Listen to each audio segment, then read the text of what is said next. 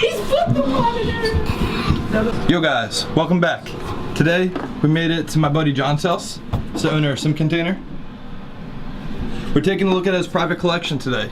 He owns a lot of cumingi and a lot of ackie monitors. We also got a little surprise for you at the end.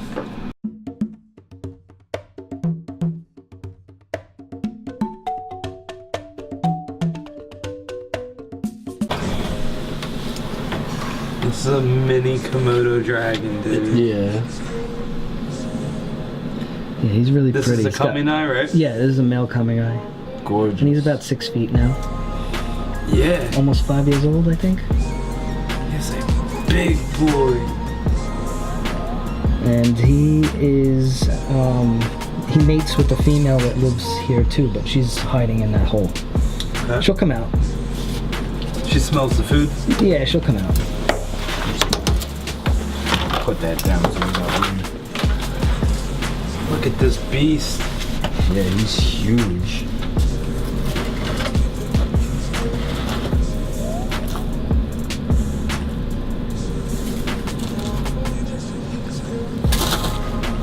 That's so cool.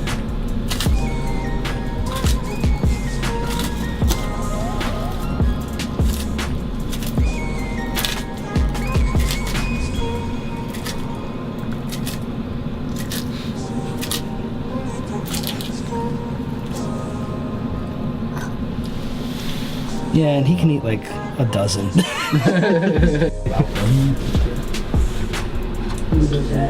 So how old would you say he is? 2 years? This is a 2-year-old animal, yeah. Monitors are like.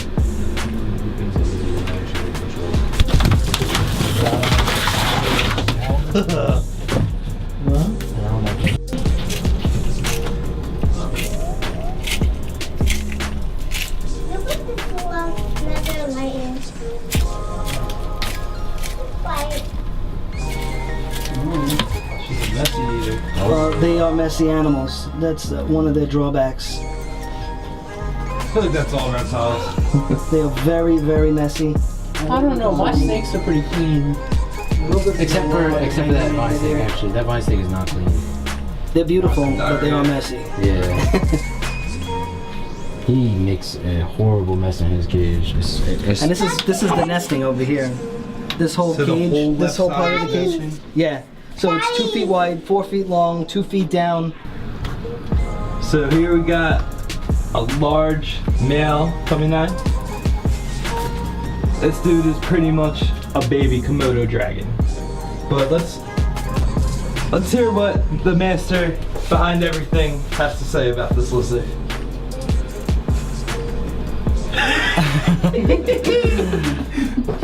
Hi, what's up? You want me to talk about the cumingi? I'll do Absolutely. it. We could just do it this way then. This is a male 4-year-old Filipino water monitor, Varanus cumingi. He was captive bred here in the USA. He's got a little egg on his face. And he's one of my best breeders. Awesome. He's about 6 feet long. That's a big boy. So how much do you think this guy weighs? Probably 25 pounds. 25 pounds? Yeah, I think 25 pounds. I would think more as well. Yeah. This is such a cool lizard. This guy's literally a monster.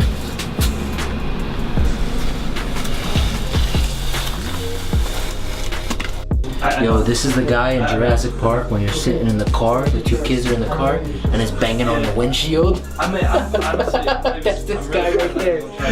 I feel like this guy would let me. This is not your enclosure, friend. This is not your cage. Oh, imagine just whipped back. Hi, I'm John from Sim Container. This is John from Prehistoric Dragons, and we're going to show you how to set up a Sim Container for your eggs. So this container, this size, is great for dwarf monitors, colubrids, uromastics, bearded dragons, and geckos like crested geckos, leopard geckos, things of that sort. So the amazing part of this egg box is that the rails are adjustable. So if you have eggs that are this wide, you make narrow columns, narrow rows. And you can basically line up your eggs in between these rails. For substrate, there's a lot of options. Some guys like to put wet sponges or water crystals like you see here, or drenched perlite or drenched vermiculite. Either way, it's just basically a vehicle to hold your substrate. And the way I set it up is I use, in this case, water crystals. This is has some food coloring in it, so it's blue, looks pretty. I dig up my eggs, I line them up. My lid, I put some holes in it so it's not airtight. This is one of my incubators. It's back and bottom heated with heat tape. I'm using a VE200 thermostat, proportional, as you see there, with all the junk on top of it. In this case, I'm holding a clutch of ackie eggs, 16 eggs here, and then I also have these are cumingi eggs, huge. And here are ackie eggs for comparison. This is one clutch of ackie eggs. These were just recently laid. So these are maybe 2 spaces apart. And I'm also using water crystals as the substrate in these.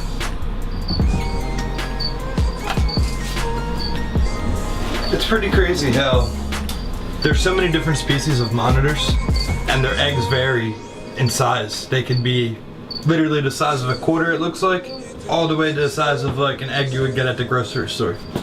Another thing I do, you want to film this, is wet sponges. These are just standard kitchen sponges. I just wet them and I put them in the bottom of the sim container and they'll last a couple of 100 days and they'll hatch, no problem.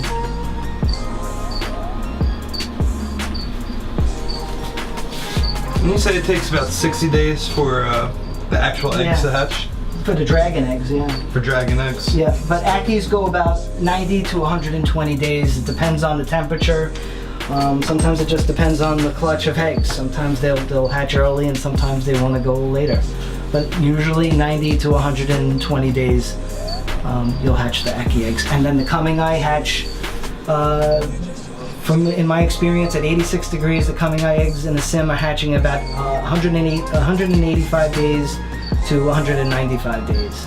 Those wet sponges and that water crystal substrate last the entire time. So 7 months in a sim container and it won't evaporate.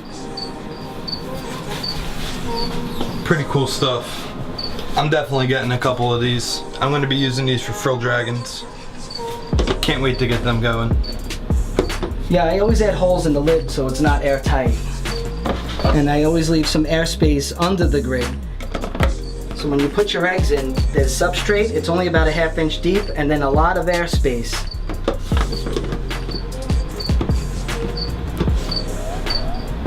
And that's it. That's basically what I do. It's very, very simple. This eliminates measuring dry perlite to water and then mixing it together and then putting it in and burying your eggs in the dirt or in the substrate. This is a nice clean way to hatch eggs because the babies hatch and they don't have any substrate stuck to them. And it's safe because they can't get through the grid. It's impermeable. It's just 5mm square holes. Jeez. And yeah, so the babies hatch and they hang out here. In my past, I've hatched veiled chameleons, and the babies line up on the rails. They just kind of perch. They all kind of line up after they hatch. Cool.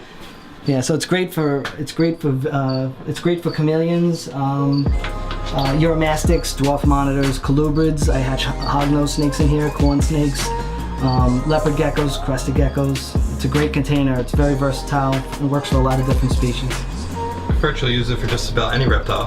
Seems like. Yeah. It's true. Well, maybe not like turtles. Well. Really? Turtles as well? Yeah. Slider Very turtles. Cool. What I say? This guy is a master at what he's doing. Well, I don't know about master. I do try to help people hatch their eggs, though. But look, like, this is an extremely professional setup. Even this is your private collection. Like, this is no beginner. This is no intermediate keeper. This is advanced keeping. Like these I have lizards take a lot to take care of. Oh yeah, if you're gonna get into big monitors, you need to know that it's a very expensive. It can be a very expensive venture. Absolutely. With the electric especially, and the food that they eat, and you know, maintaining everything, it can be very, very expensive. I do have a nice little trick I wanted to show you, John. I think you should pick this up too. Sure. It's a dry erase marker. Yes. And I write down all of my dates that I see something going on. I write it right on the glass. And basically I can walk in a room and I know that the coming eyes mated on such and such date. And then I know I have about 30 days to make sure that, you know, she's Meeting proper. everything's proper prepared husbandry. and the nest is perfect and she's gonna nest in there in 30 days. So I make sure everything's taken care of. It's perfect. So I write everything down. That's it's a nice genius. way of. I really like that idea.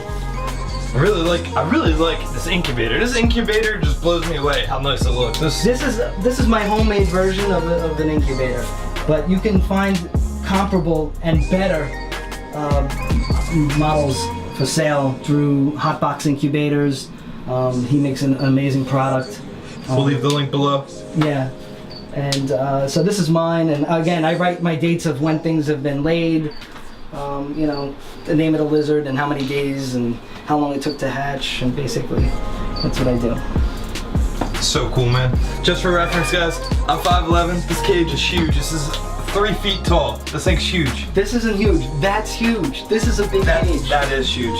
7 feet tall, 7 feet wide, 4 feet deep, and it houses one adult pair of black tree monitors, and they are very, very happy in there.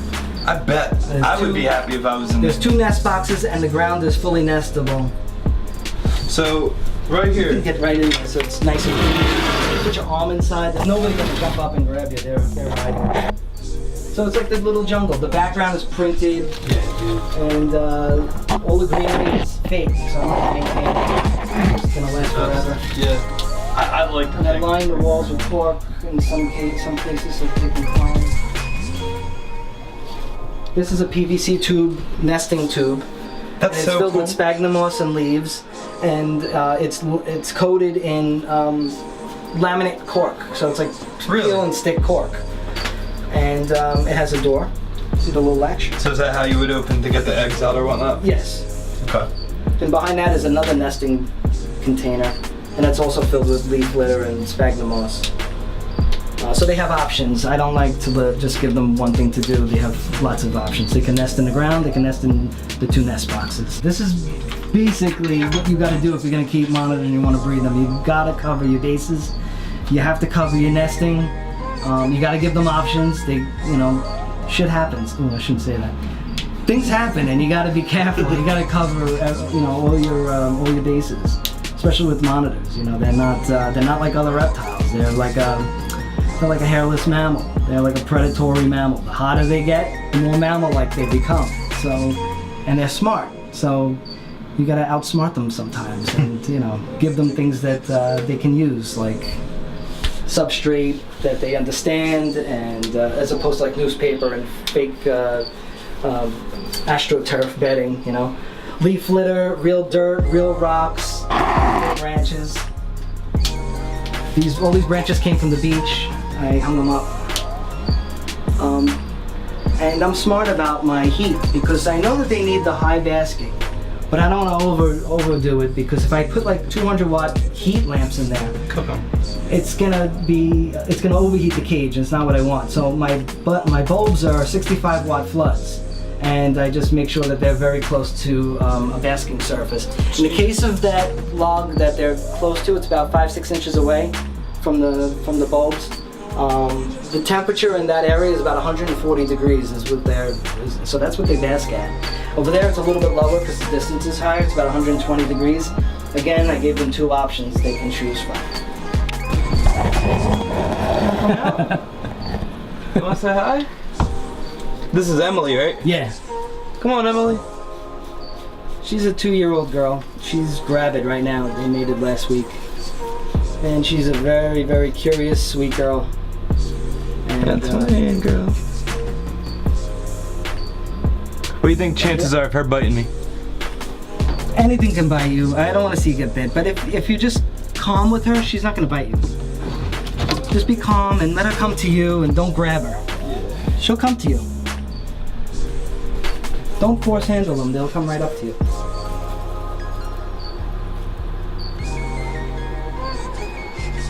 Come on, Emily. So she's about 4 feet long.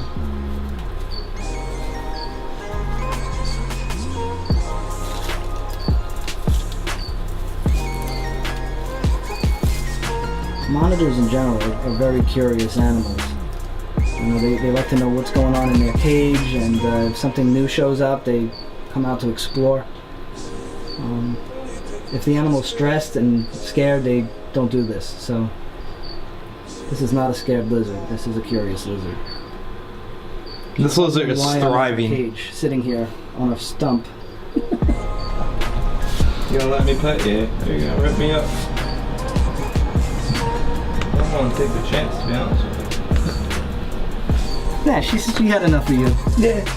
So she's gravid, and what she'll do is she'll spend a lot of time under there because it's the coolest part of the cage, and she'll rest in that area a lot, and she'll spend her time from there to the nest box, which is right under your elbow.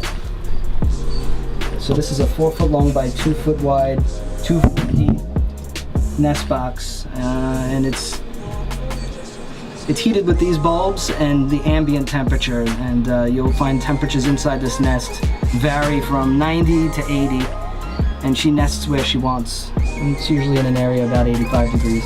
Yeah. These superworm beetles break down all the waste. These water monitors, they're really messy animals, and if they're not pooping in their water, they're pooping on top of the basking platform or wherever the heck they want. So this is my cleanup crew right here. These guys clean up everything. I also have isopods in here. So superworm beetles, isopods. I'm sure there's other insects in here that help break down the waste. So the deeper you go, the wetter it gets. I don't want to mess up her nest too much because she has something going on. She's already started digging a hole over here. But as you get down further, it compresses, it gets harder to dig into, it gets wetter, and you can basically make a little dirt ball out of it. And she'll go straight down about 2 feet, hook a left or a right, make a little nesting chamber, and she'll maintain that chamber until she lays the eggs. When she lays the eggs, she'll backfill the nest, burying the eggs, burying all traces of the hole that she dug. And I'll know because she'll come out of the nest hole really skinny. She won't look as she'll be very thin, and that's when I start digging. I don't disturb her when she's nesting or backfilling.